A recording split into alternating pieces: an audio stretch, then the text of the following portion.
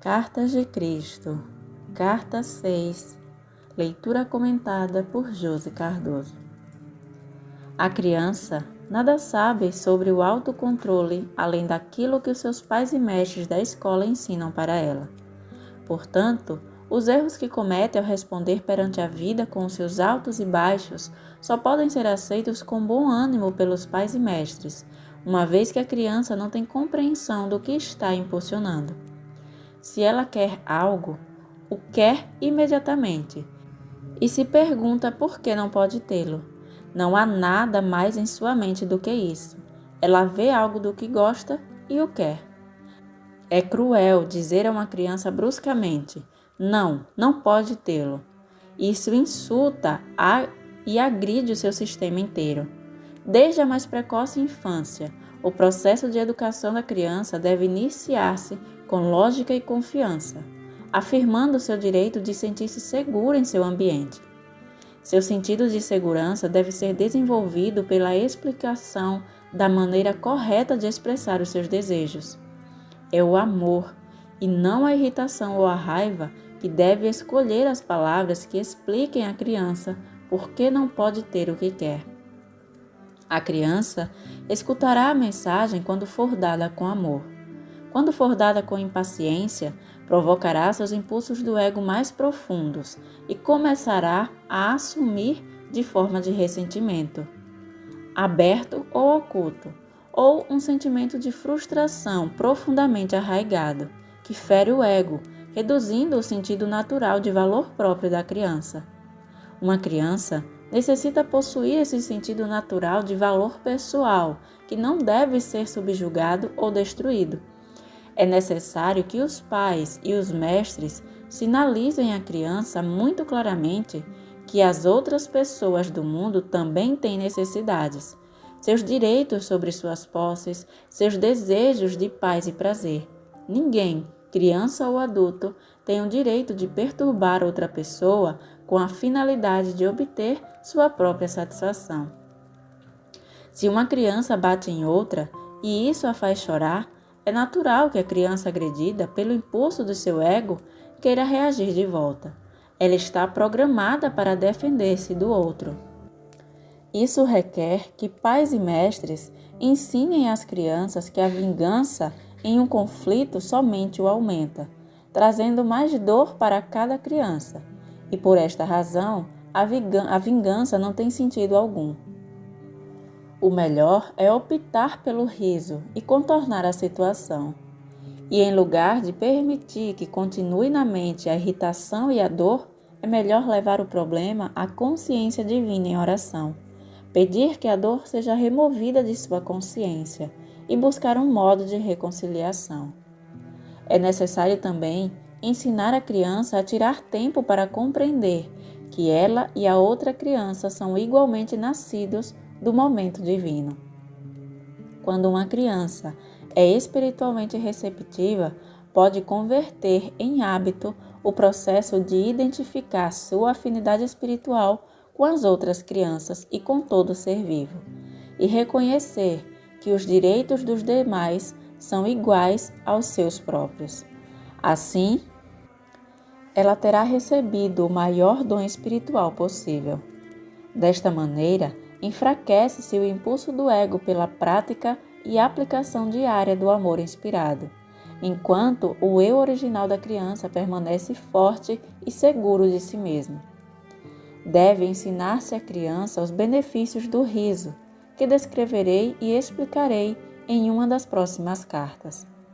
Portanto, o ensino qualificado e sensível é absolutamente necessário para levar a criança a considerar os direitos dos demais como iguais aos seus próprios direitos. Esta é a lei espiritual que deveria predominar no lar e nas escolas. Qualquer outra lei que julgue as circunstâncias é defeituosa e sem equilíbrio. A melhor instrução dependerá não da vontade do professor e da atitude de porque eu disse pronto, mas de uma referência sistemática em cada circunstância ao amor fraternal e aos direitos iguais para todos. Ao mesmo tempo, Uma criança não deveria ser doutrinada no autossacrifício, uma vez que este tipo de cuidado deve ser desejado e originado somente das percepções e objetivos espirituais do indivíduo.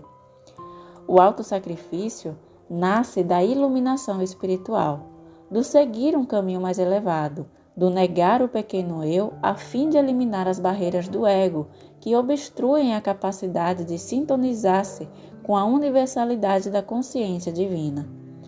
O verdadeiro e iluminado autossacrifício leva a consciência espiritual às alturas da alegria.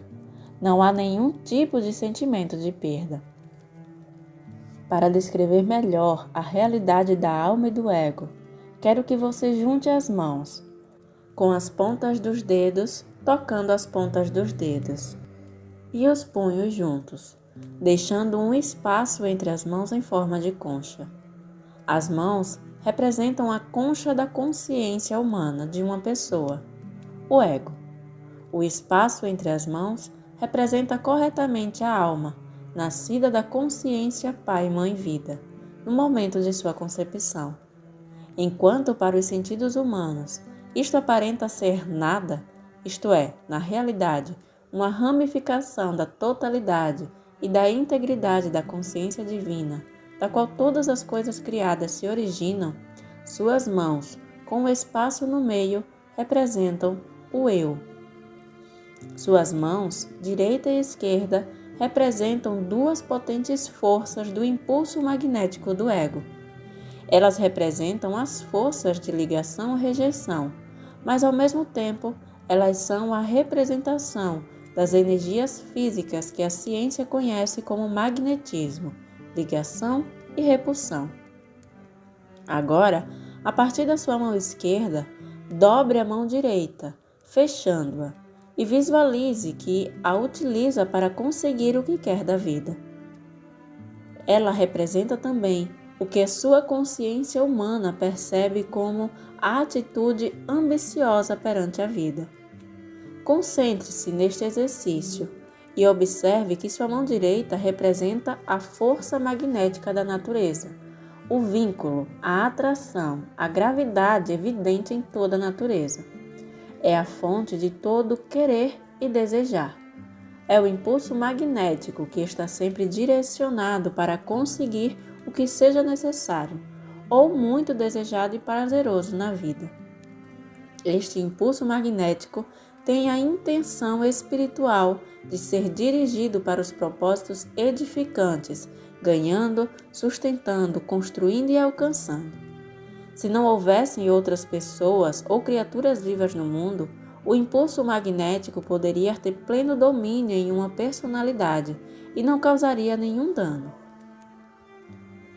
É somente quando se tem que levar em consideração as outras pessoas, outros seres vivos ou as suas posses, ou os seres queridos de outros, que o incontrolado pulso magnético que atrai, liga, agarra e retém se torna uma doença da personalidade, se não está equilibrado com as necessidades de todos os outros seres vivos.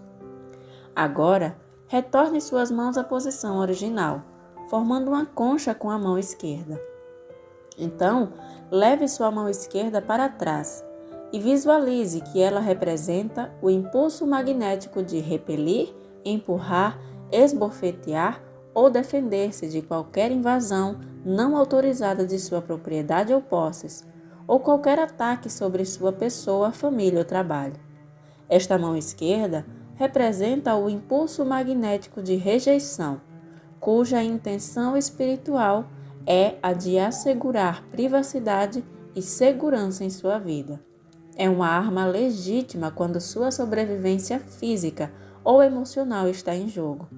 Contanto que você sempre se lembre de que cada ação sua é um padrão eletromagnético de atividade, atração-repulsão em consciência que repercute. E no final se exterioriza na forma de um ataque similar sobre si mesmo. O aborrecimento pode vir sob a forma de uma crítica por parte de seus pais, professores ou chefe, E as palavras de autodefesa que afloram a sua mente e saem de sua boca são palavras do ego completamente motivadas pela autodefesa, expressando o impulso magnético de repulsão e rejeição. E quando suas palavras egóicas de ataque se incendeiam num discurso irado, assim também o ego do seu rival é igualmente ameaçado e surgem dele ou dela palavras de autodefesa contra você. O que pode ter começado como uma ação adulta necessária, apontando algum erro ou uma maneira melhor de atuar, frequentemente é entendida por um ego sensível e autocentrado como um ataque pessoal.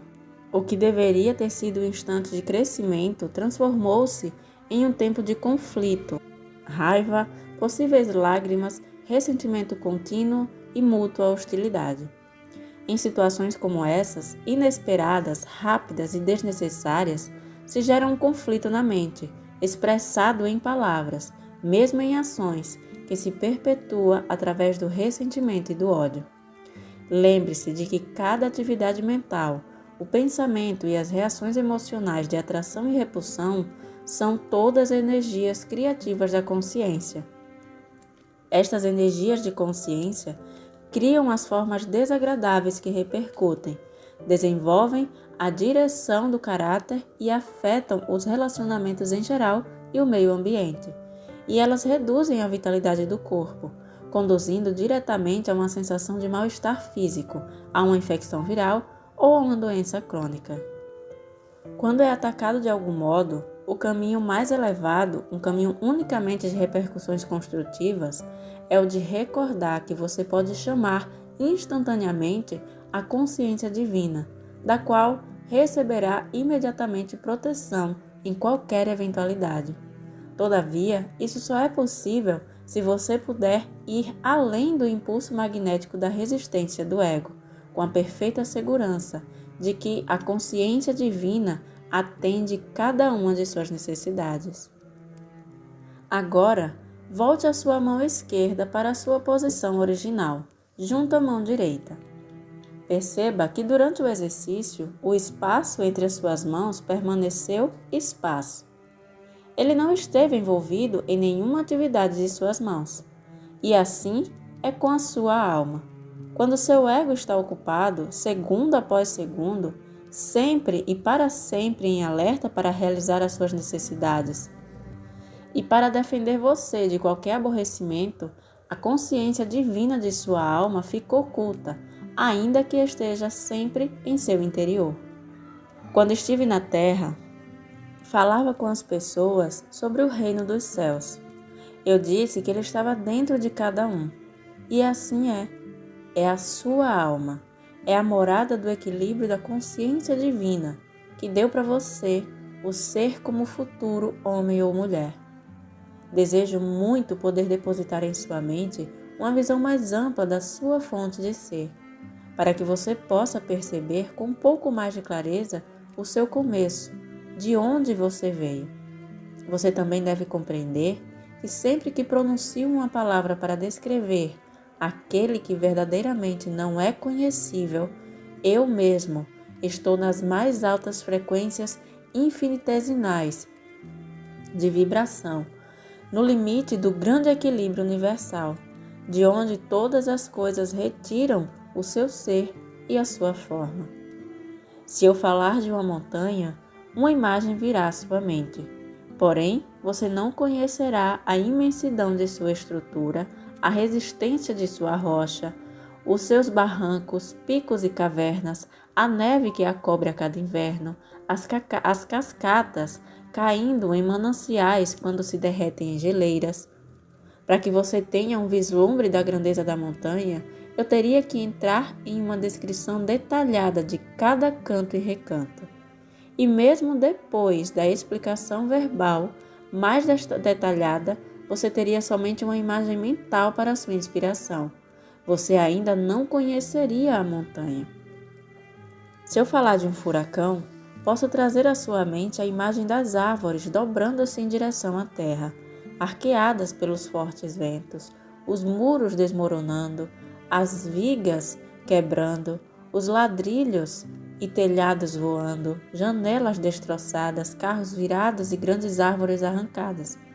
Porém, até que o tenha experimentado pessoalmente, você nunca conhecerá a força e o ruído daquele vento, o estrondo da alvenaria caindo e o terror que aquilo gera no coração das pessoas que têm de suportá-lo.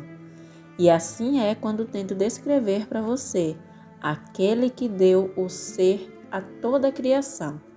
Você pode apenas imaginar, mas não pode saber.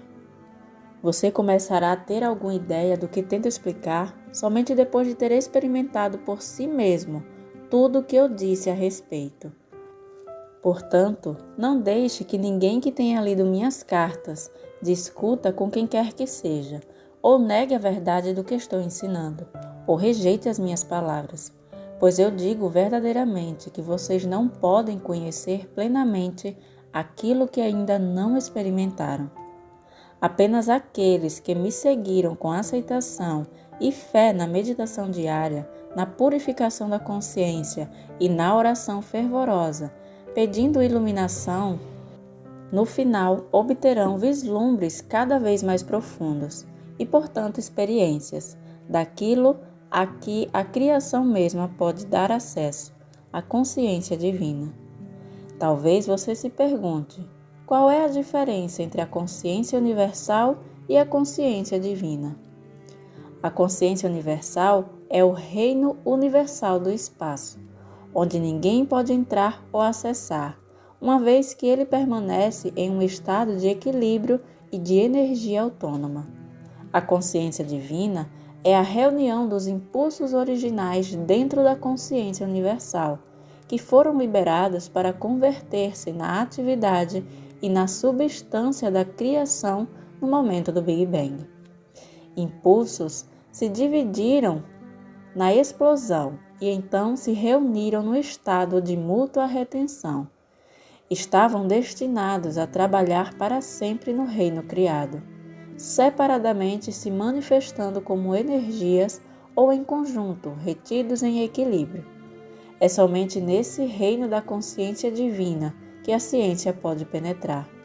Talvez o parágrafo seguinte explique isso com maior clareza.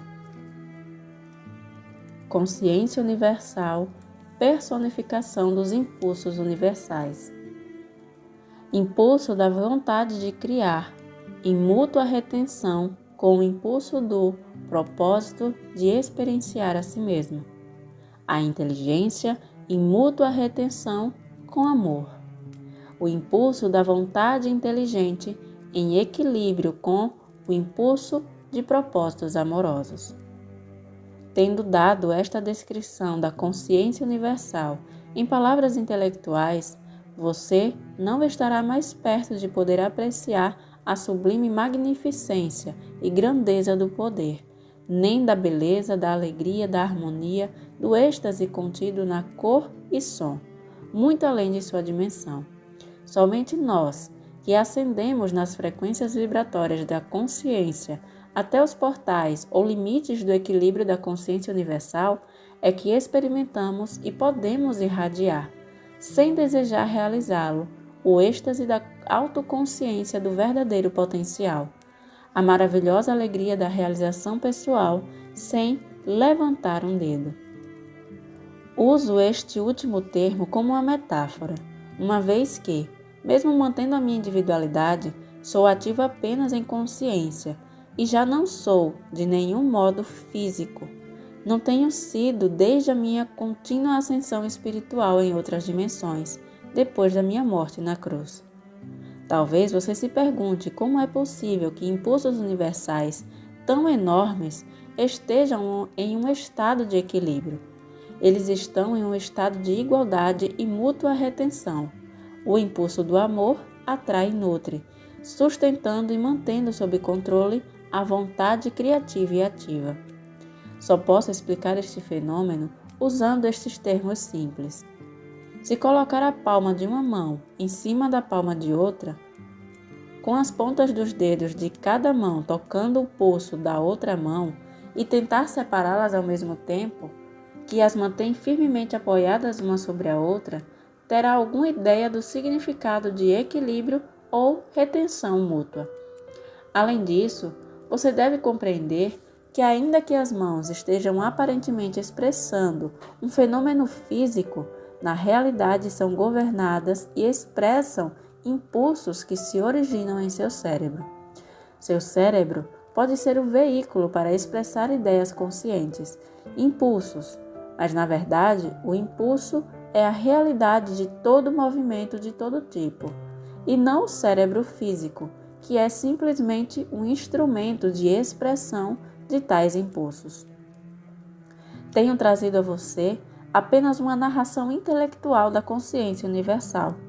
Como posso descrever para você o poder latente, a magnificência da reverência, o êxtase, a felicidade radiante, o absoluto estado de satisfação, paz e harmonia do seu ser? Ainda que você possa contemplar e compreender que desta imensidão de consciência o universo inteiro tomou vida e forma, você não poderia perceber mais que um elétron da vasta, incomensurável, alegre realidade que é a consciência universal. Dando início agora aos comentários desse trecho de hoje, e hoje ele explanou um assunto da qual eu particularmente gosto muito e tenho muito interesse em aprender, em estudar, que é justamente o condicionamento ainda na infância. A forma de educar que atualmente a gente vê que só fortalece esses impulsos do ego, esses impulsos disfuncionais do ego. E para isso é preciso um ótimo jogo de cintura dentro dessa educação, tanto para não enaltecer esse autossacrifício, onde a criança precisa sempre estar compartilhando, deixando as suas vontades de lado para satisfazer as vontades dos pais e dos responsáveis e das pessoas que estão ao seu redor, como para não ir para o outro extremo, onde a agressividade, a impulsividade toma conta, essa reatividade toma conta. Porém, o que a gente vê é justamente a reprodução desses condicionamentos.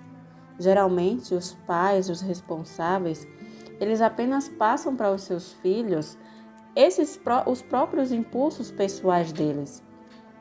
Quando uma criança ela não consegue ser orientada na base do amor, na base da maturidade emocional, geralmente é porque esses pais também, eles ainda estão imaturos, eles estão ainda agindo por esses impulsos do ego.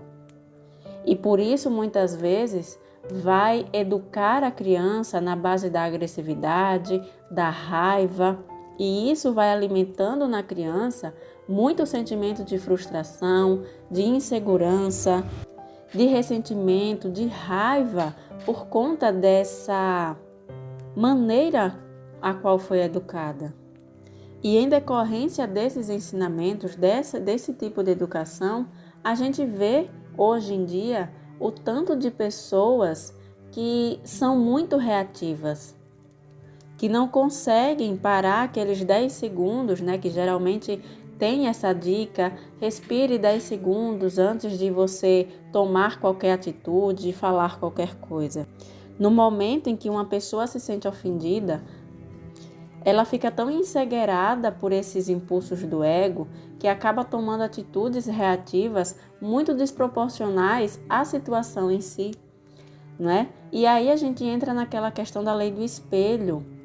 A gente só se sente ofendido quando a gente tem um ego ferido, um ego que carrega situações da infância que criaram essa insegurança, essa insatisfação, essas dores que são desencadeadas no momento em que uma pessoa ofende a você, a nós, né? Então a gente só se sente ofendido, independente da situação, só se sente ofendido, só se sente traído, rejeitado, humilhado, injustiçado, se essas feridas também estão presentes no nosso ego, nessa personalidade, nesses condicionamentos, na nossa história pessoal. Se essas memórias não existem na nossa composição como personalidade, por mais que a pessoa chegue na sua frente e te fale barbaridades, você não vai se sentir ofendido, porque não está ressoando, não existe nada dentro de você que ressoe e que ative nenhuma ferida. Só somos afetados por aquilo que existe dentro de nós. E diante de situações onde a gente sente essa sensação de estar sendo ofendido, humilhado, rejeitado, é uma oportunidade gigantesca para a gente se voltar à consciência divina e pedir para reajustar, digamos assim, essa informação que está presente em nós. E mais uma vez eu deixo aqui um exemplo, uma dica, que é o Ho'oponopono. Nesses momentos onde a gente se percebe surgindo esses sentimentos, essa revolta, esse ressentimento, os ciúmes, o ódio, o rancor, a raiva, esses momentos a gente pode usar para transcender todas essas memórias e informações que estão presentes em nós.